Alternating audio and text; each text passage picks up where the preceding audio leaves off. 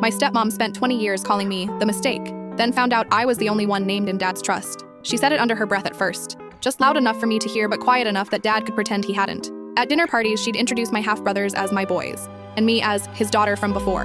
The emphasis on before made it sound like I was from the Stone Age. When I was 12, she convinced Dad to send me to boarding school. She'd thrive with structure, she told him. What she really meant was, she'd thrive without me there. I spent holidays in empty dorms while my brothers posted Instagram stories of family ski trips. Dad would call on Christmas morning, always rushed, always with her voice in the background reminding him about brunch reservations.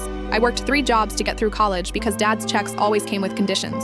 Your stepmom thinks it's important you learn responsibility, he'd say. Meanwhile, my brothers got monthly allowances that exceeded my yearly income. I graduated with honors and $47,000 in debt. My youngest brother dropped out twice, and Dad just bought him a condo downtown. The irony was, I looked exactly like Dad. Same dark eyes, same crooked smile, same stubborn jawline. My brothers took after her side, blonde and angular. But she spent 2 decades pretending I was the outsider. Dad died suddenly at 68. Heart attack during his morning run. I flew in for the funeral, sat in the back row while she sobbed dramatically in the front. My brothers flanked her like bodyguards. At the reception, she didn't speak to me once. The lawyer called me 3 days later. "We need you at the reading of the will," he said. His tone was weird, almost apologetic.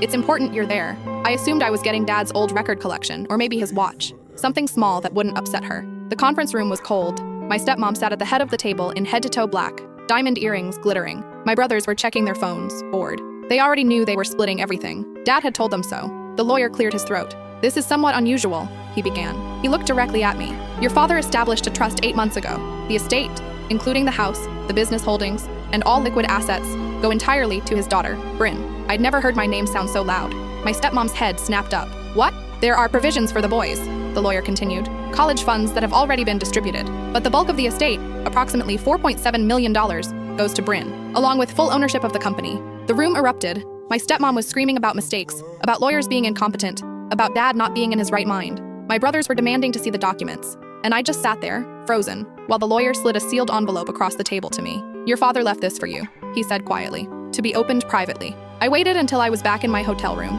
Inside was a letter in Dad's handwriting and a USB drive. The letter was short. "You were never the mistake. I was. I let her make you feel unwanted in your own home. I let her poison your brothers against you. This doesn't fix what I did, but it's the only thing I have left to give. The USB contains everything you need. Trust no one, especially her." My hands were shaking as I plugged in the drive. It contained years of financial records, emails, and video files. The first video was dated 6 months before Dad died. His face filled the screen. "If you're watching this, I'm already gone," he said, "and you need to know the truth about what she did." I clicked on the next file, and that's when I realized the inheritance was the least of it. I couldn't fit what happens next in this short video. Watch the rest down below.